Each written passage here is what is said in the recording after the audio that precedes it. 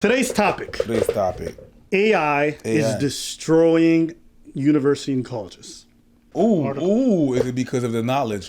Is it because of the tests are being too easy? We don't know, but we'll find out. So essentially what's going on is that since AI, as we know, a lot of people have been using it in their academic life. Yeah. All right. As a result, universities, a lot of college campuses have been putting into effect some different systems to try to detect AI, but people have just gotten better at using it and the AI gets better. So they can prompt it differently. And what they're realizing is that a lot of people are just circumventing a lot of the workload that used to be really heavy by using a lot of chat GPT. Now, some people feel that's cheating. Others have different opinions.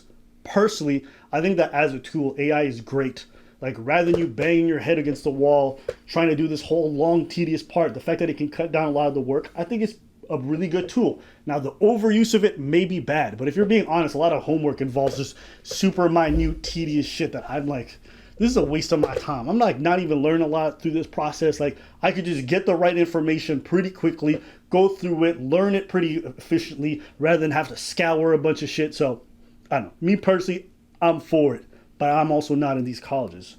But I want to read for you guys some of the stories of people who admit to how it's changed their lives and how a lot of professors can't keep up with it and it's fucking up everything. So this comes from Chunging Roy Lee. Chunging Roy Lee stepped onto Columbia University's campus the past fall and by his own admission proceeded to use generative artificial intelligence to cheat on nearly every assignment. As a computer science major, he depended on AI for his introductory programming class. I just dumped the prompt into ChatGPT, handed whatever it spat out. By his rough math, AI wrote 80% of every essay he turned in. At the end, I'd put on the finishing touches. I just insert 20% of my humanity, my voice into it, and that was it. So this is his story. He basically says, like, he tried to apply to a bunch of colleges. A lot of his offers got rescinded. And after that, when he went to community colleges at that point, he's just like, most of these assignments are bogus anyway, so I had no time for it. And he would just do that process. When I asked why he had gone through so much trouble to get an Ivy League university only to offload all the learning to a robot, he said, it's the best place to meet your co-founder and your wife. So he's just going to university to find the person who's going to help him with this thing and his Why girl. should I go?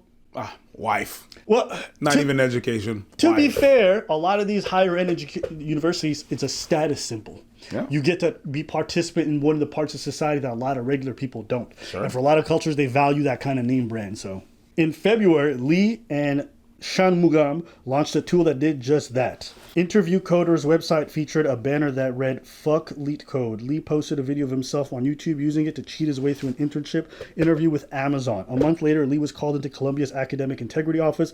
The school put him on disciplinary probation after a committee found him guilty of advertising a link to a cheating tool. Lee thought it was absurd that Columbia, which had a partnership with ChatGPT's parent company, OpenAI, would punish him for innovating with AI. Lee said he doesn't know a single student at school who isn't using AI to cheat. To be clear, Lee doesn't think this is a bad thing. I think we are years or months probably away from a world where nobody thinks using AI for homework is considered cheating. And that's where this whole thing kind of goes crazy. If we have a tool that we've created that assimilates all the information that we have and basically pumps it out when we need it, it's like a calculator. I was about to say that. Yeah. Like, why am I going to do this shit if I could just... Now, the counter argument, if I'm going to be fair, is that maybe there's things that you learn in the process of trying to learn these methods and these informations that might actually give you a more holistic view of the entirety of the subject. And that kind of reading of everything en masse is actually good for you because it gives you a more complete understanding. You know? Sure. That could be an argument. If you don't learn all the processes for all the calculations that you have to do in an advanced stage, how are you going to progress in the field or push the field forward if all you're doing is using the established methods already all the time? Well, where's the experimentation? Where's the process by which... You have to learn it first. See, I don't even know... I know I have a scientific calculator right here. I have a normal one and I have a scientific, right? I don't know how to use the scientific one. Yeah. Because I haven't learned it. In order to use a tool, you have to have a basic to be able to use it. Same thing with AI. Got you. Teach me how to Dougie. No, but teach me how to like be a surgeon. No, you're gonna have to do a whole bunch of work before. So yeah, it is a tool, but you're not gonna become a doctor with AI. You're gonna have to have some basic training for now, of course. But maybe eventually. Okay. We'll see. It's a tool. Professors and teaching assistants increasingly found themselves staring at essays filled with clunky, robotic phrasing that, though grammatically flawless, didn't sound quite like a college student or even a human. 2.5 years later, students at large state schools, the Ivies, the liberal arts schools in New England, universities abroad, professional schools, and community colleges are relying on AI to ease their way through every facet of the education. College is just how well I can use ChatGPT at this point. A student in Utah recently captioned a video of herself copy-pasting a chapter from Genocide Mass Atrocities textbook in ChatGPT. Sarah, a freshman at Wilfrid Laurier University in Ontario, said she first started to use ChatGPT to cheat during the spring semester of her final year of high school. Sarah's name, like those others in the article, have been changed. So if you guys are wondering, like, yo, how are these people out themselves? They're all fake names, okay? After getting acquainted with the chatbot, Sarah used it for all her classes: Indigenous Studies, Law, English, a hippie farming class called Green Industries. My grades were amazing, she said. It changed my life. Sarah continued to use AI when she started college this past fall. Why wouldn't she? Rarely did she sit in class and not see the other student's laptop open to ChatGPT. Toward the end of the semester, she began to think that she might be dependent on the website. She already considered herself addicted to TikTok, Instagram, Snapchat, and Reddit, where she writes under the username, "Maybe I'm not smart." That's genius. She said, "I spend so much time on TikTok, hours and hours, until my eyes start hurting, which makes it hard to plan and do my schoolwork. With ChatGPT, I can write an essay in 2 hours that normally takes 12. You know what the thing is? Go. I think is hot take. It's the school's fault. The school is exactly like Toys R Us. Mm-hmm. Toys R Us was the biggest store company, and then they went bankrupt. Why? Because they lacked innovation. Same thing that happened with Blockbuster. Throughout the years, in the past 10 years, in the past 20 years, you see the evolution of cell phones. You've seen the evolutions of cameras. You've seen the evolutions of cars. All this kind of technology change. You know what I mean? Everything changed in the past 25 years. But school and the format of school has been the same since Charlemagne. Not the God, just the guy that invented that system of us going to school. It hasn't changed. One dude in the front and then just talking. There was no innovation whatsoever. Oh yeah, you're gonna add a little screen here. You're gonna add a little acetate there to take some notes. You're gonna add a little PowerPoint there. But all in all, the evolution curve it hasn't changed.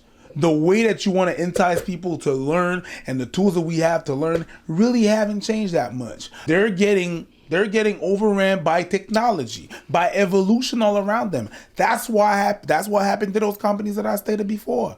Toys R Us didn't want to ship. Amazon was right there. Boom, got killed. If you don't evolve, if you don't innovate, you're going to get eaten alive by all the technologies that surround you. And that's the same thing that happened with school. I ain't mad at it. I'm just like, yeah, of course it happens to you. Go ahead. Teachers have tried to AI-proof assignments, returning to blue books or to switching to oral exams. Brian Patrick Green, a tech ethics scholar at Santa Clara University, immediately stopped assigning essays after he tried ChatGPT for the first time. Less than 3 months later, teaching a course called Ethics in Artificial Intelligence, he figured a low-stakes reading reflection would be safe. Surely no one would dare to use ChatGPT to write something personal. But one of his students turned in a reflection with robotic language and awkward phrasing that Green knew was AI-generated. A philosophy professor across the country at University of Arkansas at Little Rock caught students in ethics and technology class using AI to respond to the prompt. Briefly introduce yourself and say what you're hoping to get out of this class. Nah, that's crazy. Even for that prompt, just introducing yourself and say what you want, they're using AI. Troy Gilmore, a poet, a philosopher, and Cal State Chico ethics professor, has concerns. Massive numbers of students are going to emerge from universities with degrees and into the workforce who are essentially illiterate, both in the literal sense and in the sense of being historically illiterate and having no knowledge of their own culture, much less anyone else's. Interesting. See, I don't know how much I agree with that, because a lot of the people I know who got degrees don't end up using any of it in their workplace. For a lot of them. Some of them definitely do, don't get me wrong. I don't think we want this in medicine or something. But, in a lot of other spots, the degrees is just a little piece of paper you do to get some... How many times have you guys seen somebody who has a degree in something that has literally zero relation to what they're working on in the professional setting? And then you have to ask yourself, like, how much value does this degree have outside of the piece of paper? And, like, college is good for a lot of things. It's formative in that you get to meet people, work on assignments. Also, you kind of learn how to bury your head and do a lot of work and push yourself, which, those are decent skills. And in some cases, people are taking majors where they kind of learn some decent soft skills. But outside of that, it's like, for how much money you put in. It's a business. It's a business. You know, a lot of them I don't really care. I think there's some majors where I would agree with you, but not in a lot of them. No, there's a lot of to be able to sustain to those degrees that you need them. Mm-hmm. You need some bullshit degrees that are gonna get people to the school, pay a tuition, that's gonna be able to fund the school. I need the rest of it to fund whatever is fundamental. Yeah.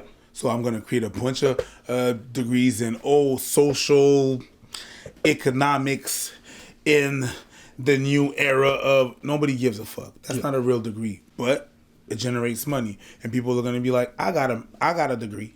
It's bullshit science, but I got a degree. With the few people that are accepted in, for example, health, I'm gonna need a bunch of people that are gonna be able to subsidize that and pay for the teachers and pay the salary of everybody that's teaching and all the people that are maintaining the school. So I gotta create some bullshit things. It's just the same thing as dance schools. Remember dance schools? Well, you have the elite groups and the people that do competitions. Yeah. Well, you are gonna need a bunch of nobodies that never gonna dance and never gonna do nothing in their life with dance, but they feel good about themselves. So they can't dance. They don't have the capacity to dance. But I'm gonna create a bullshit dance like funk, jazz that don't exist. You're hating, bro. Yes, absolutely. But I'm also right. So I'm gonna create those bitch ass things that do not. I'm not saying that the funk doesn't exist, but the dance funk, no. And then I'm going to create that, but it's more money in my pockets, and I'm able to subsidize a bit, and then I get people back in my school. It's just a business, same thing. Professors are using different kinds of software, or they're putting in Trojan horses in some of the text that they're sending, because basically what happens is the students are doing the text, they're copy pasting and throwing it in. So they'll have a text about metaphysics, and then they'll throw like, I love Dua Lipa. So when it goes to ChatGPT, as they write the whole thing, they're going to do something about Dua Lipa in the text. But the student who's not revising it, we're going to miss a lot of these. So teachers catch them. And so teachers feel like for them, it's very obvious, according to this article here, it's very obvious to them when people are using AI. Mm-hmm. However, the author writes, still, while professors may think they're good at detecting AI-generated writing, studies have found that they're actually not. One published in June 2024 used fake students' profiles to slip 100% AI-generated work into professors' grading piles at UK University. The professor failed to flag 97%. 97% of the 100 stuff, they could not find it. Of course, their job is to correct, not to flag shit. But my point is, they're confident that they can. But they're not. That means this cheating is rampant. What I heard, even people I know who go to school, like, I use ChatGPT pretty often. Some people to lesser degrees, but a lot of people used it. And it's only going to get better and more efficient. Mm-hmm. Many teachers now seem to be in a state of despair. In the fall, Sam Williams was teaching an assistant for a writing intensive class on music and social change at University of Iowa. Officially, didn't allow students to use AI at all. Williams enjoyed reading and grading the class's first assignment, a personal essay that asked the students to write about their own music taste. Then, on the second assignment, an essay on the New Orleans jazz era. Many of his students' writing essays changed drastically. Worse were the ridiculous factual errors. Multiple essays contained entire paragraphs on Elvis Presley, born in 1935, 15 years after the jazz era. I literally told my class, hey, don't use AI, but if you're going to cheat, you have to cheat in a way that's intelligent. You can't just copy what it spits out. William knew that most of the students in his general education class were not destined to be writers, but he thought the work of getting from a blank page to a few semi-coherent pages was above all else a lesson in effort. I don't know how I feel about that. It's like, we're in college. Can we stop with this whole fucking effort thing? Like, teach me useful shit. That's a personal pet peeve of mine. I'm not the big, go to school, it's good. Not for me, because of that shit. I hate that shit so fucking much. You don't want to do effort? It's not about do effort. I don't want to do pointless effort. Like, don't make me write. That's one thing I hate about my government job. Like, when I worked for the military, it's like, this is why I quit. I quit because I remember giving a workload, finished it in 2 hours, and they got mad at me because there's like, don't you have more to do? I'm like, no, I did everything and then some. I got reprimanded. Because you were efficient. Because I was too efficient. And literally my boss told me, I don't care. Just look busy. And I realized I could never be there. And that's what a lot of this schooling bullshit is. Look busy. That will kill people's soul. This pretending I'm offering something of value. Like, give me more projects. Give me stuff that's... No, we don't do that. You went in the military thinking it was about having a soul? Yeah, of course. The less that you have a soul, the better you perform. You're here to perform a task. And if you're good, it's not that the best military is not someone, the best person, the best soldier is going to be if he is able to understand and do the task. Like what they did, look busy. All right. You're not supposed to be, all right. You're not supposed to be like, no, but it doesn't make any sense and I'm done. It's not about that. Look busy. That's why people can't handle it most of the time. Or you go out, it kills you. It really, literally, what you said, it kills your soul because you're not supposed to have one to do that job perfectly. Every task that they're asking you, yeah, man, it's gonna kill you. It's gonna kill you just because they're not asking you to think, they're not asking you to evolve, they're making you some things that that make sense. I remember when I was in the kid, that's the thing that they were letting us know is like, yeah, you arrive on time to wait more. That's what you was. You wait. It was a waiting game. Go ahead. But that one doesn't bother me. I think you should be early to stuff because you should be ahead of schedule. If you're not ahead of schedule, you're late. Yeah, that one is a bit different, but I get what you're saying overall. I understand what you're saying. Daniel, a computer science major at University of Florida, told me that he remembers the first time he tried GPT vividly. He marched down the hall to his high school computer. He said, whipped out his Chromebook to show him. I was like, dude, have you seen this? My dad can look back on Steve Jobs' iPhone keynote and think, yeah, that was a big moment. That's what it was like for me. Looking at something I would go on to use every day for the rest of my life.